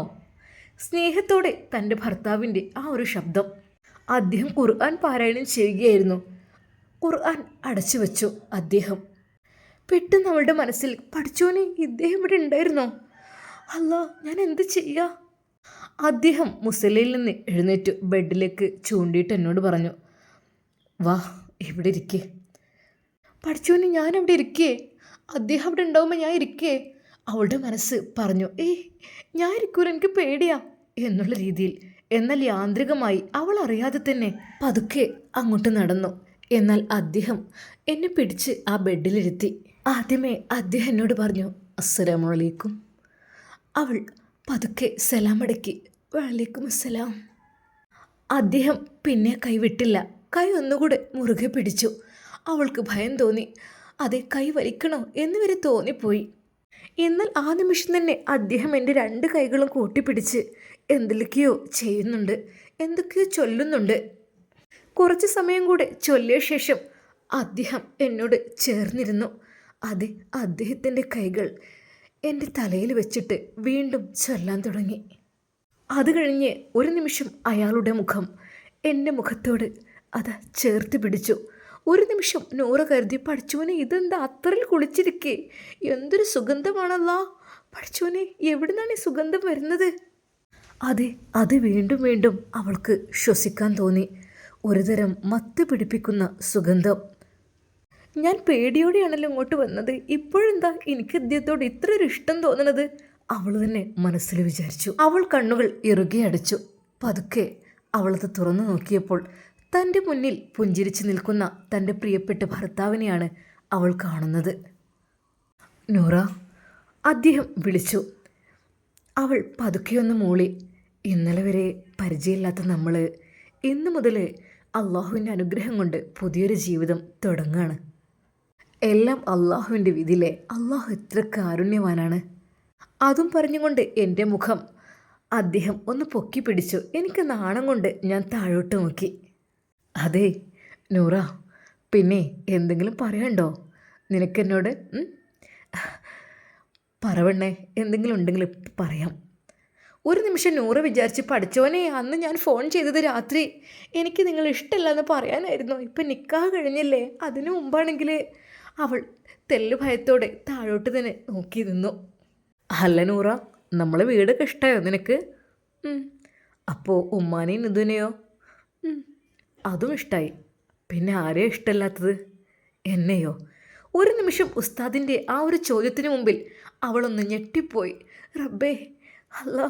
എന്താ പെണ്ണെ, എന്തുണ്ടെങ്കിലും പറഞ്ഞോ, എന്നെ ഇഷ്ടമായില്ലേ? അവൾക്ക് പറയാൻ വാക്കുകളുണ്ടായിരുന്നില്ല. അതെ, ഇത്രക്കും നല്ലൊരു ഉസ്താദിനെ എങ്ങനെ വേണ്ടാന്ന് പറയും? അവളുടെ മനസ്സിനുള്ളിലേക്ക് സന്തോഷവും അത്ഭുതവും ഒരുമിച്ച് വരികയായിരുന്നു. എന്നാൽ അദ്ദേഹം ചെറിയൊരു ശബ്ദത്തിൽ ചിരിച്ചുകൊണ്ട് അതാ ആ ഒരു ഗ്ലാസ് എടുത്ത് എനിക്ക് നേരെ നീട്ടി. ഇതാ, ബിസ്മില്ലാഹിർ റഹ്മാൻ റഹീം. അവൾ അതിൽ നിന്ന് അല്പം കുടിച്ചപ്പോൾ അദ്ദേഹം പറഞ്ഞു, എടി പെണ്ണേ, എനിക്കറിയായിരുന്നു എന്നെ നിനക്ക് ഇഷ്ടമല്ലാന്ന് അല്ലേ? പിന്നെ ഉസ്താദുമാർ കൂടെ ജീവിക്കാൻ പാടില്ലാന്ന് ആര് നിന്നോട് പറഞ്ഞത്? നമുക്കൊന്ന് ജീവിച്ച് നോക്കാം എന്താണ് നമ്മുടെ ജീവിതത്തിൻ്റെ വൈബ് എന്നുള്ളത് കേട്ടോ. പിന്നെ ബാപ്പയുടെ ഇഷ്ടത്തിനാണല്ലേ നീ വിവാഹത്തിന് സമ്മതം മൂളിയത്, അല്ലാതെ എന്നെ ഇഷ്ടമല്ലായിരുന്നല്ലോ. അവൾ ശരിക്കും ഉത്തരം മുട്ടിപ്പോയി. റബ്ബേ, ഇതൊക്കെ എങ്ങനെ ഇദ്ദേഹം അറിഞ്ഞു എന്നുള്ള രീതിയിൽ അവൾക്ക് സത്യം പറഞ്ഞാൽ അന്ന് അങ്ങനെ ചിന്തിച്ചതിൽ വല്ലാത്തൊരു പേടിയോ അല്ലെങ്കിൽ നിരാശ തോന്നി. റബ്ബേ, അങ്ങനെയൊന്നും ചിന്തിക്കേണ്ടിയിരുന്നില്ല എന്ന്. പിന്നെ നൂറ, നീ ഒന്നുകൊണ്ട് പേടിക്കണ്ട കേട്ടോ, ഞാൻ നിന്നൊന്നും ചെയ്യൂല. പിന്നെ നിൻ്റെ ഇഷ്ടങ്ങൾക്കൊന്നും ഞാൻ എതിര് നിൽക്കൂല. എന്തേ, പോരെ? അവളുടെ മുഖത്ത് ചെറിയൊരു പുഞ്ചിരി വിടർന്നു. അതെ, അല്പം നാണത്തോടു കൂടെ. നിനക്ക് പേടിയാണോ ഉസ്താദുമാരെ? നീ ഒന്ന് നോക്ക് പെണ്ണേ, നീ ഇതെവിടെ കഴിയണത്? അവൾ എത്ര ഹാപ്പിയാണ്. ഞാൻ അവളുടെ ഇക്കാക്കയല്ലേ? അതെ, ഉസ്താദ് തന്നെയല്ലേ ഞാൻ. എന്നിട്ടിപ്പോൾ എന്താ അവൾക്കൊരു ഹാപ്പിനെസ്സിന് കുറവ്? അതെ, ഉസ്താദ് നല്ല രീതിയിൽ അവളെ പറഞ്ഞ് സമാധാനിപ്പിച്ചു. നൂറ ചിന്തിച്ചു, ശരിയാണ്, അങ്ങനെയൊന്നല്ല കേട്ടോ. ഉസ്താദുമാരെന്ന് പറഞ്ഞാൽ ഭയങ്കര സ്ട്രിക്റ്റാണ്, എപ്പോഴും തീരെ റൊമാൻറ്റിക് ഉണ്ടാവില്ല, അങ്ങനെ ഉണ്ടാവില്ലെന്നൊക്കെ വിചാരിച്ചു. പക്ഷേ ഇതിപ്പോൾ വിചാരിച്ചതിനേക്കാൾ വളരെയധികം കൂടുതലാണല്ലോ റബ്ബേ. അവളുടെ മനസ്സിൽ ഒരുപാട് സന്തോഷങ്ങൾ നിറഞ്ഞുകൊണ്ടിരുന്നു. പിന്നെ പെണ്ണെ, എന്നോട് ദേഷ്യമാണെങ്കിലും അവരോട് ദേഷ്യം കാണിക്കരുത് കേട്ടോ. നിന്നെ അത്രക്കും ഇഷ്ടമാണ് ഉമ്മാക്കും പെങ്ങൾക്കൊക്കെ. ഓക്കെ അല്ലേ? അതും പറഞ്ഞ് അതാ നൂറയുടെ തലയിലൂടെ അദ്ദേഹം പതുക്കെ ഒന്ന് തലോടി അവളുടെ നെറ്റിയിൽ മൃദുവായി ഒന്ന് ചുംബിച്ചു. അവൾ പറഞ്ഞു, അത് പിന്നെ എനിക്ക് കുറച്ച് സമയം വേണം, എനിക്ക് പെട്ടെന്ന് ഇങ്ങോട്ട്. ആ പിന്നെ എൻ്റെ പെണ്ണേ, നീ ചിന്തിച്ച് ടെൻഷനാണ്. നിൻ്റെ ഇഷ്ടം പോലെ ഞാൻ നിൽക്കുള്ളൂ. എന്താ, നീ ഉറങ്ങിക്കോ, നല്ല ഉറക്ക ക്ഷീണം കാണും, രാവിലെ തന്നെ ചുറ്റിക്കെട്ടി നിൽക്കുകയല്ലേ. അപ്പോൾ ഉറങ്ങിക്കോ എൻ്റെ മോൾ, ഉറങ്ങിക്കോ കേട്ടോ. സ്നേഹത്തോടെ തൻ്റെ ഭർത്താവിൻ്റെ വാക്കുകൾ കേട്ടപ്പോൾ അവൾക്ക് തോന്നി, അതെ, ഇത്രയധികം സുരക്ഷിതയുള്ള മറ്റൊരാൾ എൻ്റെ ജീവിതത്തിൽ ഉണ്ടാവില്ല എന്നുള്ള കാര്യം അവൾക്ക് ഉറപ്പായി. അദ്ദേഹം ഫ്രഷാകാൻ പോയി. അതെ, അവളുടെ മനസ്സിൽ ഓരോരോ ചിന്തകളായിരുന്നു. അതിനിടയിൽ അറിയാതെ അവൾ ഉറക്കത്തിലേക്ക് വഴുതി വീണു. എന്നാൽ പുലർച്ചെ മനോഹരമായ ഖുർആന്റെ ശബ്ദം കേട്ടുകൊണ്ടാണ് അവൾ ഉണർന്നത്. പഠിച്ചോനെ, ഇയാൾക്കെന്താ ഉറക്കമില്ലേ? ഞാൻ ഉറങ്ങുമ്പോഴും ഉറങ്ങിയിട്ടില്ല, ഇപ്പത് ഉണർന്നപ്പോഴും ഖുർആൻ ഓതുന്നു, എൻ്റെ റബ്ബേ. എന്നാൽ ബെഡ് അനങ്ങുന്ന ശബ്ദം കേട്ട് അദ്ദേഹം തിരിഞ്ഞു നോക്കി. ആഹാ, നീ ഉണർന്നോ പെണ്ണേ?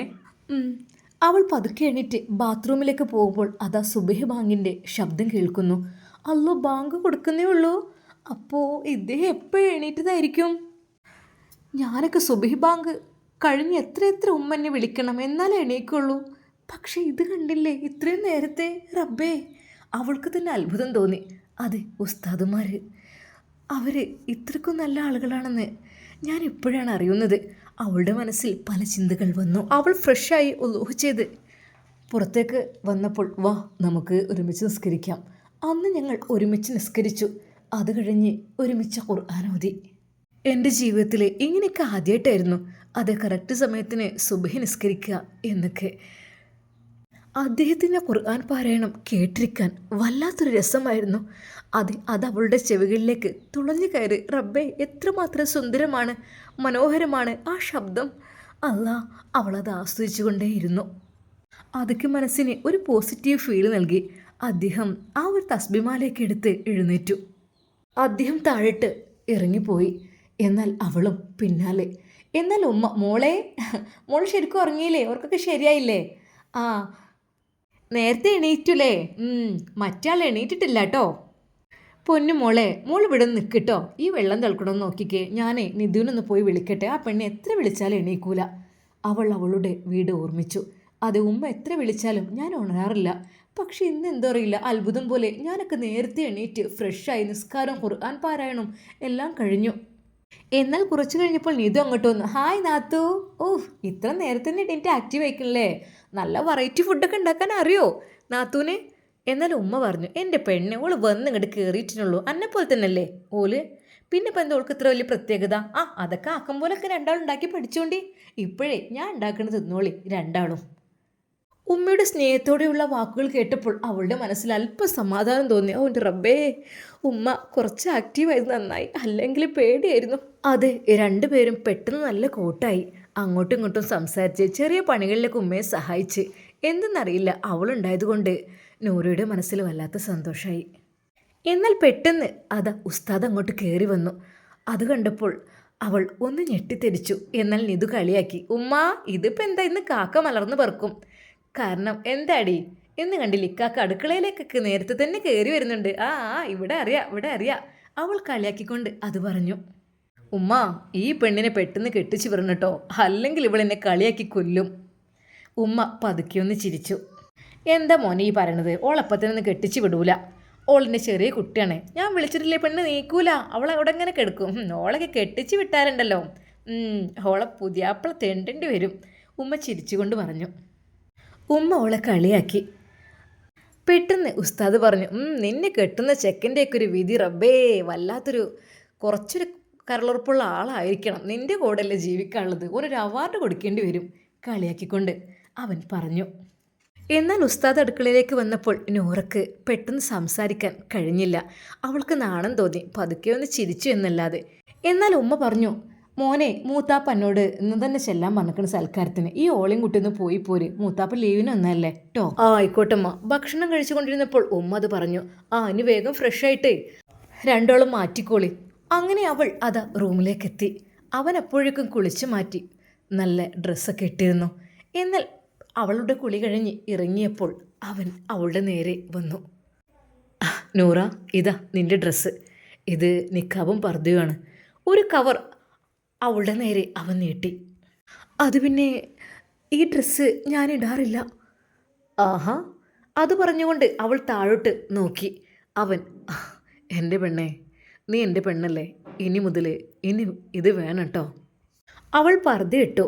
എന്നാൽ നിക്കാബ് തിരിച്ചും മറിച്ചും അവൾ നോക്കിക്കൊണ്ടിരുന്നു. അത് കണ്ട് ഉസ്താദ് ചിരിച്ചു. ഓഹോ, ഇത് പതിവില്ലല്ലോ. ഇങ്ങ് വന്നേ എൻ്റെ പെണ്ണ്. അതെ, അവളെയും തള്ളിക്കൊണ്ട് നേരെ കണ്ണാടിയുടെ മുമ്പിലേക്ക് അവൻ അവളെ കൊണ്ടു ചെന്ന് നിർത്തി. എന്നിട്ട് നിക്കാബ് മനോഹരമായി കെട്ടിക്കൊടുത്തു. കണ്ടില്ലേ, എൻ്റെ പെണ്ണിനെ കാണുന്നതിന് എന്തൊരു മൊഞ്ച. അതെ, ഈ മൊഞ്ച് എനിക്ക് മാത്രം ആസ്വദിക്കാനുള്ളതാണ്, വേറെ ആർക്കുള്ളതല്ല. അത് പറഞ്ഞുകൊണ്ട് അദ്ദേഹം ചിരിച്ചു. എൻ്റെ പെണ്ണെ, ഈ ചുമന്നു തൊടുത്ത കവിളും ചിരിക്കുമ്പോൾ വിരിഞ്ഞു വരുന്ന നുണക്കുഴികളും ഇതൊക്കെ ഇനി എനിക്ക് മാത്രമുള്ളതാണ്, അത് എൻ്റേത് മാത്രമാണ് എന്ന് പറഞ്ഞുകൊണ്ട് ഉസ്താദ് അവളെ ചേർത്ത് പിടിച്ചു. അവളുടെ കവിളിൽ പതുക്കെ നുള്ളിക്കൊണ്ട് അത് പറഞ്ഞപ്പോൾ അവളുടെ മനസ്സ് എന്തൊക്കെയോ ആയി മാറി. റബ്ബേ, അത് ഉസ്താദ് തന്നോട് ചേർന്ന് നിന്നു. അവളാകെ വല്ലാണ്ടായി. അത്തറിൻ്റെ ഗന്ധവും അദ്ദേഹത്തിൻ്റെ ശരീരത്തിൻ്റെ ചൂടും ആ മനമയക്കുന്ന ഗന്ധം, അല്ലാ, വല്ലാത്തൊരു അനുഭവം തന്നെ. ഞാൻ മനസ്സിൽ വിചാരിച്ചു. അതെ, എന്തൊക്കെ തന്നെ നിക്കാബെല്ലാം കെട്ടിക്കഴിഞ്ഞ് അവൾ വേഗം റൂമിൻ്റെ പുറത്തേക്കെത്തി. പഠിച്ചോനെ, ഇത്രമാത്രം റൊമാൻറ്റിക്കോ ഉസ്താദ്? പഠിച്ചോനെ, എന്നെ മിക്കവാറും ഉസ്താദ് മയക്കെടുക്കും. ഉസ്താദുമാർ ഇത്രമാത്രം ഇങ്ങനത്തെ സാഹിത്യമൊക്കെ പറയുമോ? അപ്പോൾ ഉസ്താദുമാരും റൊമാൻറ്റിക് ആണല്ലേ? ഞാൻ വിചാരിച്ചു വെറും ഇബാദത്ത് മാത്രമായിരിക്കുന്നു. അങ്ങനെയൊന്നുമല്ല റബ്ബേ, എത്രമാത്രം സ്നേഹമാണ് ഉസ്താദിന്. അങ്ങനെയതാ അവർ രണ്ടുപേരും. ഉമ്മ പറഞ്ഞു, മോനെ കാർ എടുക്കുന്നില്ലേ? ഹേയ് ഇല്ല, ഇന്നേ ബുള്ളറ്റാണ് എടുക്കുന്നത്. അങ്ങനെയതാ നിക്കാബ് ധരിച്ച നൂറ ഉസ്താദിൻ്റെ പിന്നിലായി. ബൈക്കിൽ കയറി. ഉസ്താദ് അവളുടെ കൈകൾ പിടിച്ച് ഉസ്താദിൻ്റെ വയറ്റിലേക്ക് പതുക്കെ വെച്ചു. അല്ലാ, അപ്പോൾ ഫ്രീക്കന്മാർക്ക് മാത്രമുള്ളതല്ലേ ഇത്? അതെ, എൻ്റെ ഉസ്താദിൻ്റെ ചിന്ത എന്നെ ആരും കാണരുത്, പക്ഷേ ഉസ്താദിന് മാത്രം ആയിരിക്കണം ഞാൻ. ഒരു നിമിഷം അവൾ ഓർത്തുപോയി, അത് ഈ ജീവിതം തന്നെയാണ് നല്ലതെന്ന്. അങ്ങനെ വളരെയധികം സ്നേഹത്തോടെ മുട്ടിയിരുമ്മി അവർ മൂത്താപ്പയുടെ വീട്ടിലേക്ക് പോയി. അവിടെ എത്തിയപ്പോൾ എല്ലാവരും അവളെ പിടിച്ച് സലാം പറഞ്ഞ് കുശലാന്വേഷണങ്ങളൊക്കെ നടത്തി ഫുഡെല്ലാം കഴിച്ച് അവർ തിരിച്ച് വീട്ടിലേക്ക് പോകുന്ന വഴി ഒരു നിമിഷം അദ്ദേഹം വേറെ ദൂരെ ഏതോ ഒരു വഴിയിലേക്ക് വിടുന്നു കണ്ടു. അല്ല ഇത് എന്താ? എന്നാൽ അതാ പെട്ടെന്ന് ഒരു ബീച്ചിൻ്റെ അടുത്തേക്കാണ് ആ ഒരു വാഹനം കൊണ്ടുപോയത്. എന്താ നേരത്തെ പോകാൻ തിരക്കുണ്ടോ? ഉസ്താദിൻ്റെ ചോദ്യത്തിന് മുമ്പിൽ അവൾ ഒരു നിമിഷം. എന്നാൽ അവർ രണ്ടുപേരും ബീച്ചിലെത്തി. രണ്ടുപേരുടെയും കൈകൾ അതാ ഉസ്താദ് അവളുടെ കൈകൾ പതുക്കെ അങ്ങ് കോർത്ത് പിടിച്ചു. ഉസ്താദിൻ്റെ ആ കൈകൾക്ക് വല്ലാത്ത ചൂടുണ്ടായിരുന്നു. ഞങ്ങൾ തിരമാലകളോട് ചേർന്ന് കൈകൾ പിടിച്ചു നടന്നു. എന്തെന്നറിയില്ല, വല്ലാത്തൊരു സന്തോഷം തോന്നി നൂറക്ക്. അവർ രണ്ടുപേരും ഓരോ കാര്യങ്ങൾ പറഞ്ഞുകൊണ്ട് ആ കടൽ തീരത്തൂടെ നടന്നു. അവളുടെ നിക്കാബ് പാറുമ്പോൾ തന്നെ ഉസ്താദ് അത് പിടിച്ച് റെഡിയാക്കുന്നുണ്ടായിരുന്നു. സത്യം പറഞ്ഞാൽ അവൾക്ക് അവളുടെ ഉസ്താദിൻ്റെ കാര്യത്തിൽ അഭിമാനം തോന്നി, സന്തോഷം തോന്നി. അതെ, താൻ ആഗ്രഹിച്ചതുപോലെ അത് ഒരു ഫ്രീക്കൻ ഉസ്താദിനെ തന്നെയാണ് എനിക്ക് കിട്ടിയിരിക്കുന്നത്. പക്ഷേ ഉസ്താദിൻ്റെ ഭാര്യയെ മറ്റാരും കാണുന്നത് ഉസ്താദിന് ഇഷ്ടമല്ല എന്ന് മാത്രം. അല്ലെങ്കിലും അങ്ങനെ തന്നെയാണല്ലോ വേണ്ടത്. അവർ കൈപിടിച്ച് അതിലൂടെ നടന്നു. ആ കടപ്പുറത്ത് അല്പസമയം ഇരുന്നു തിരമാലകൾ എണ്ണി നോക്കി. അതിനിടയിൽ നല്ല ചൂടുള്ള കടലയുമായി ഒരു കുട്ടി വന്ന് അത് വാങ്ങിക്കുറിച്ചു. അത് അവൾക്ക് ഇഷ്ടമുള്ളതെല്ലാം ഉസ്താദ് വാങ്ങിക്കൊടുത്തു. സമയം ഇരുട്ടി തുടങ്ങി. അല്ല പെണ്ണേ, മഴവിബങ്ക് കൊടുക്കാനായി, നമുക്ക് പോയാലോ? അതോ ഇന്ന് രാത്രി മുഴുവൻ ഇവിടെ കഴിച്ചു കൂട്ടണോ? തൻ്റെ പ്രിയപ്പെട്ട ഉസ്താദിൻ്റെ വാക്കുകൾ കേട്ടപ്പോൾ അവൾക്ക് തോന്നിപ്പോയി, റബ്ബേ, ഫ്രീക്കൻ ചെക്കന്മാരെക്കാളും എത്രയോ നല്ലത് തന്നെയാണ് എൻ്റെ ഉസ്താദ്. അത് കറക്റ്റ് സമയത്തിന് നിസ്കാരം കാര്യങ്ങൾ അതെല്ലാം നിർവഹിക്കുകയും ചെയ്യാം, ജീവിതം നല്ല രീതിയിൽ എൻജോയ്മെൻറ്റ് ചെയ്യുകയും ചെയ്യാം. അതെ, ഉസ്താദ് അവളെ നെഞ്ചോട് ചേർത്തു. അവൾക്ക് ഭയം തോന്നി. പഠിച്ചോനെ, ആരെങ്കിലും എൻ്റെ പെണ്ണല്ല നീ എൻ്റെ പെണ്ണാണ്.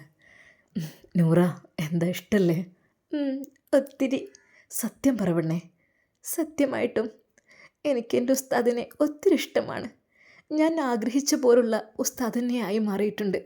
അതെ, എൻ്റെ സ്വപ്നങ്ങൾ എല്ലാം പൂവണിഞ്ഞിരിക്കുന്നു.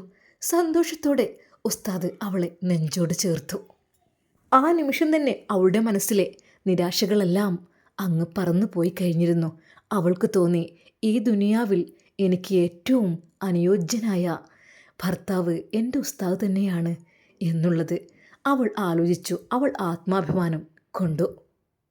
ഇൻഷാ അല്ലാ ഇതുപോലുള്ള കഥകൾ കേൾക്കുവാൻ വേണ്ടിയിട്ട് നിങ്ങൾ ഈ ചാനൽ സബ്സ്ക്രൈബ് ചെയ്യുക. ഇഷ്ടപ്പെട്ടാൽ ലൈക്ക് തരാൻ മറക്കല്ലേ. ഇഷ്ടപ്പെട്ടൊരു കമൻറ്റും. ഇൻഷാ അല്ലാ. എല്ലാവർക്കും അസ്സലാമു അലൈക്കും വറഹ്മത്തുള്ളാഹി തആല വബറകാതുഹു.